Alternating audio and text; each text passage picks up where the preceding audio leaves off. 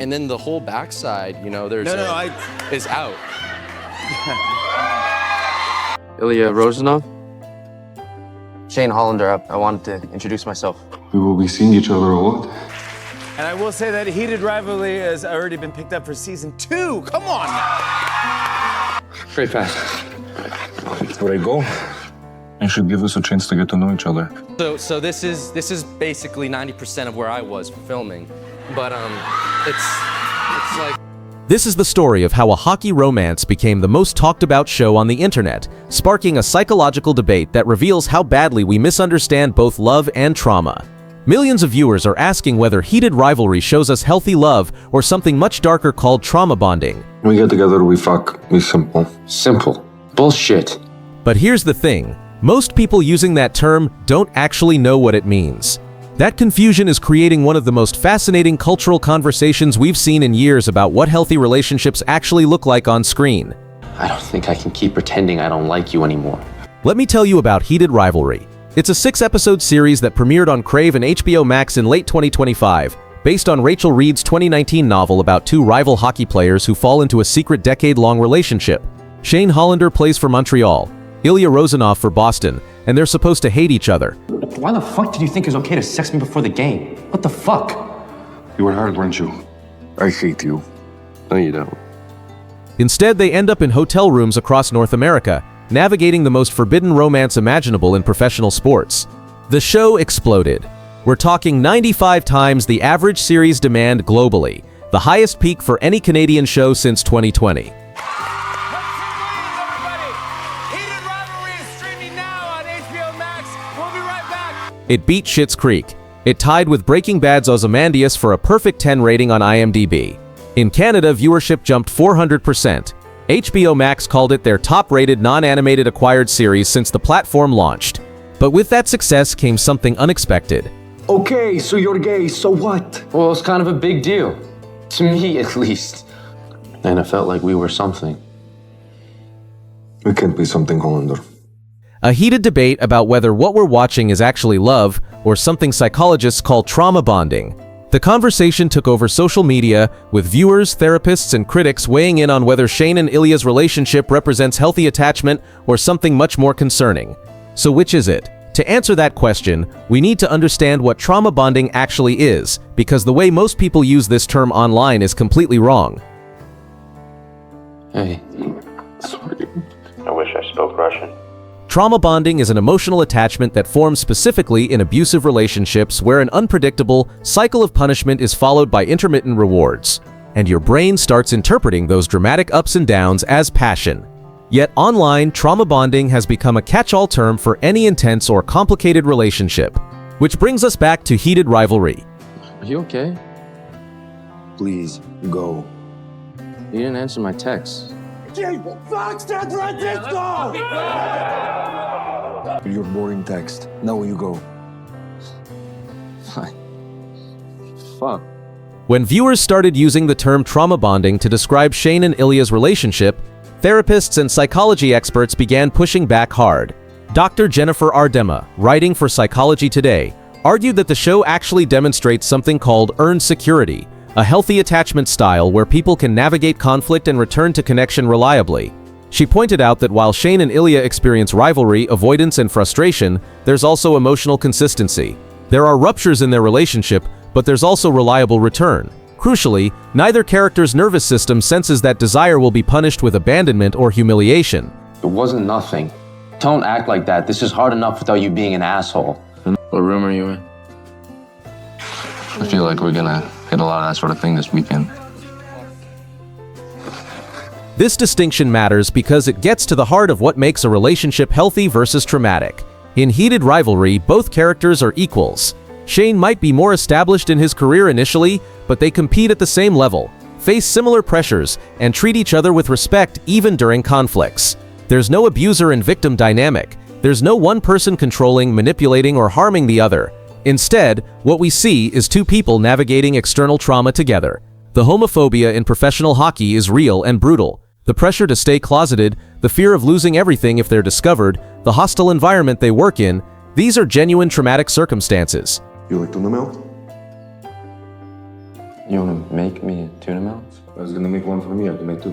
For the next 2 weeks, let's just be honest with each other. I'm sorry about your family. Even if they suck, you must miss them. I will try. Really? Yes.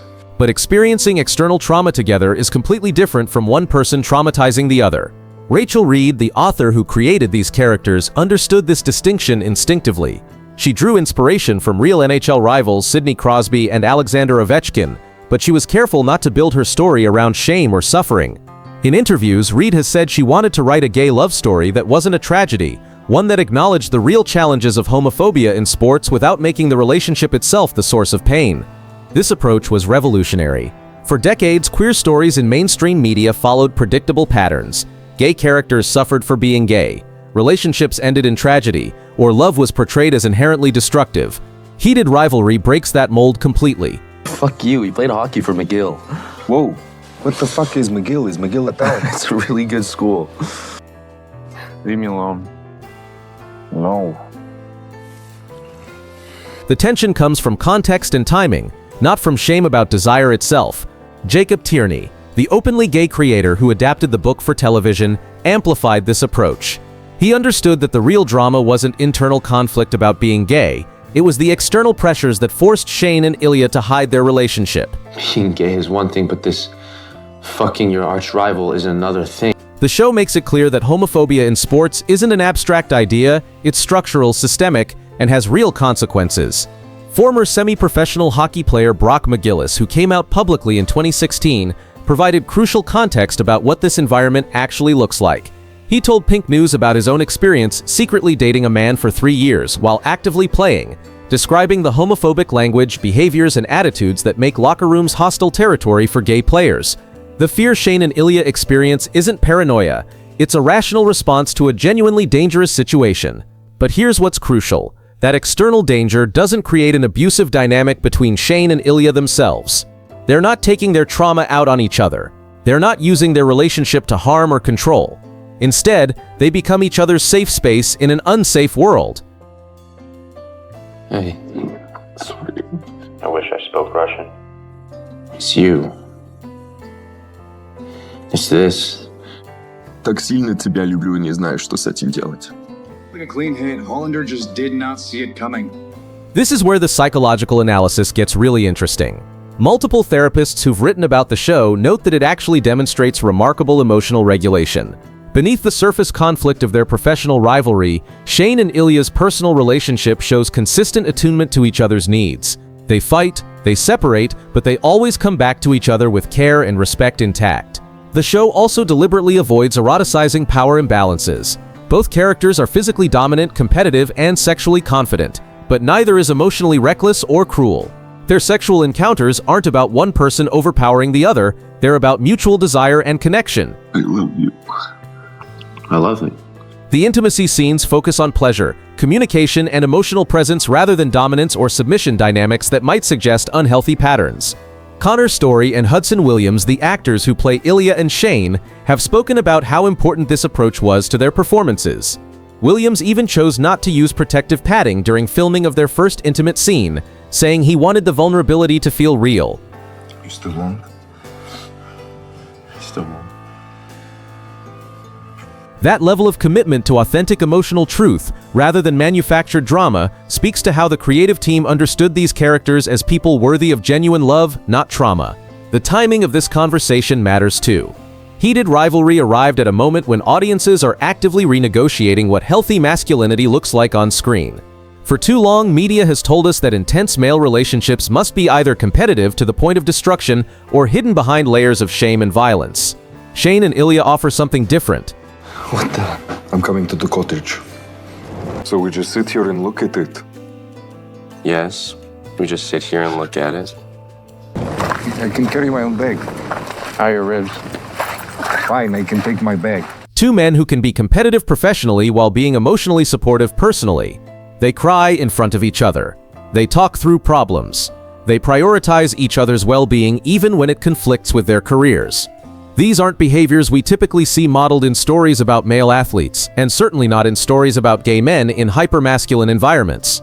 The show's treatment of coming out also subverts typical trauma narratives.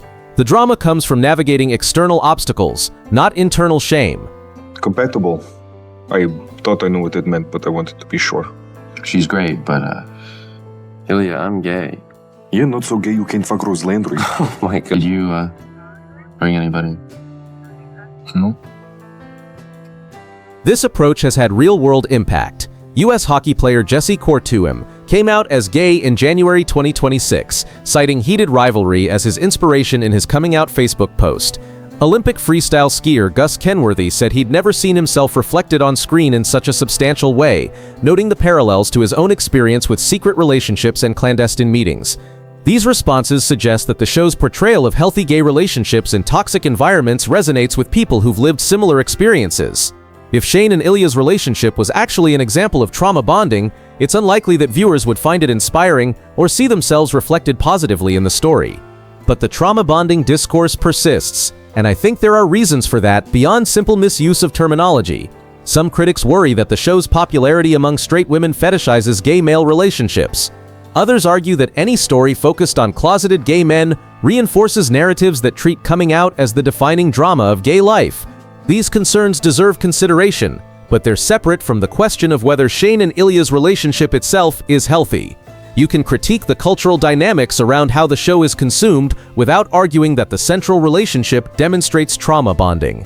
There's also the question of whether external trauma can create attachment patterns that feel similar to trauma bonding, even when no abuse is present between the partners.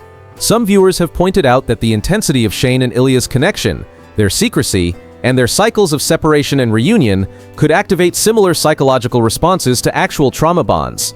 This is where nuance becomes important. Intense feelings don't automatically equal unhealthy attachment.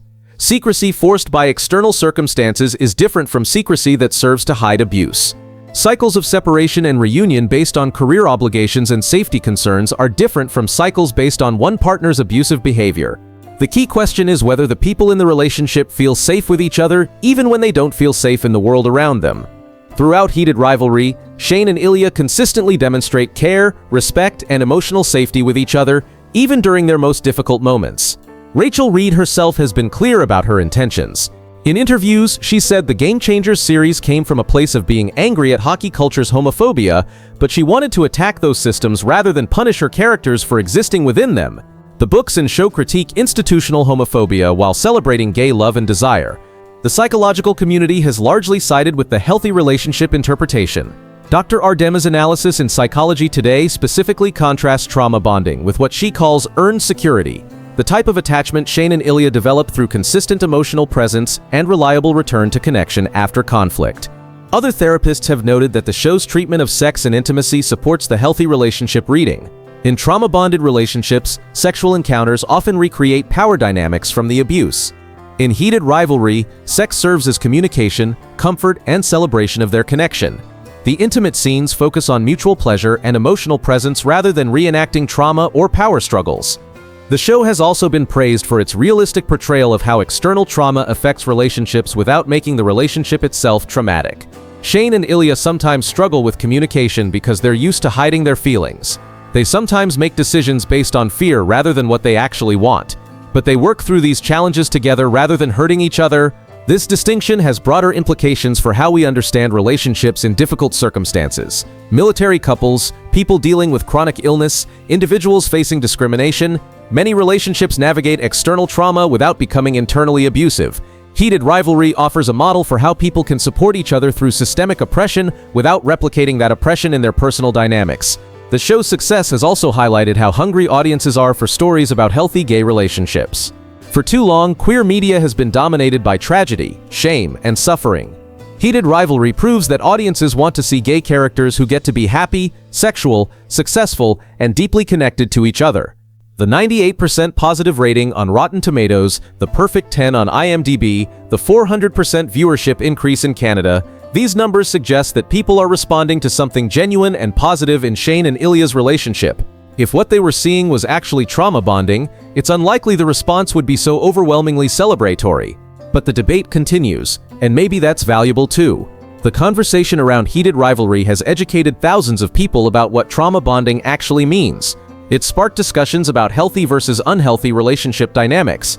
It's made people think more critically about the media they consume and the relationships they see represented on screen. The show's renewal for a second season, which will adapt The Long Game, the direct sequel to Heated Rivalry, gives us more time to explore these dynamics. Rachel Reid has also confirmed a third Shane and Ilya novel, Unrivaled, coming in September 2026. This extended timeline allows for deeper exploration of how their relationship evolves once some of the external pressures change. What's particularly fascinating is how the trauma bonding discourse has highlighted the general confusion about what healthy relationships actually look like. In a culture that often mistakes intensity for toxicity and passion for pathology, Shane and Ilya's relationship challenges viewers to recognize that depth and complexity don't automatically equal dysfunction. Their relationship is intense because their feelings are deep and their circumstances are challenging. It's complex because they're navigating real-world obstacles that require difficult decisions. But intensity and complexity, when built on foundations of respect, care, and emotional safety, are signs of healthy attachment, not trauma bonding. The real trauma in Heated Rivalry comes from the homophobic systems that force Shane and Ilya to hide their love. The institutional homophobia in professional sports, the media scrutiny, the potential loss of careers and sponsorships, these are the traumatic elements that create genuine danger and distress. But Shane and Ilya don't traumatize each other. They create safety for each other within an unsafe world. They offer each other comfort, understanding, and unwavering support. They prioritize each other's well-being even when it comes at personal cost. These are the hallmarks of secure attachment, not trauma bonding. The confusion around this distinction reveals something important about how we've been trained to understand love and relationships. We've been taught that grand gestures and dramatic intensity equal passion, that conflict and reconciliation cycles equal depth, that secrecy and obstacles equal romance. But real love, the kind that psychologists recognize as healthy and sustainable, is often quieter than that. It's found in consistent care, reliable presence, and mutual respect. It's built on emotional safety rather than emotional chaos. Shane and Ilya's relationship, beneath all the external drama, demonstrates these quieter qualities of genuine love. So is Heated Rivalry a love story or trauma bonding? Based on every clinical definition of trauma bonding, every psychological analysis of the characters' dynamics, and every expert opinion from licensed therapists who've written about the show, the answer is clear. It's a love story. It's a love story set against traumatic external circumstances, but the relationship itself is built on the foundations of healthy attachment. The trauma bonding discourse says more about our collective confusion around these terms than it does about the actual dynamics we see on screen. And maybe that's the most valuable thing about this entire conversation. It's teaching us to recognize the difference between external trauma and internal abuse, between intensity and toxicity, between genuine passion and manufactured drama. Shane and Ilya's relationship offers us a model for what love can look like even in the most challenging circumstances. They show us that you can be competitive professionally and supportive personally, that you can navigate external obstacles without hurting each other, that you can maintain individual strength while building something together. In a media landscape that has historically punished gay characters for loving each other, Heated Rivalry dares to suggest that queer love can be healthy, sustainable, and worthy of celebration. That's not trauma bonding. That's revolutionary storytelling. And maybe that's exactly what we need right now.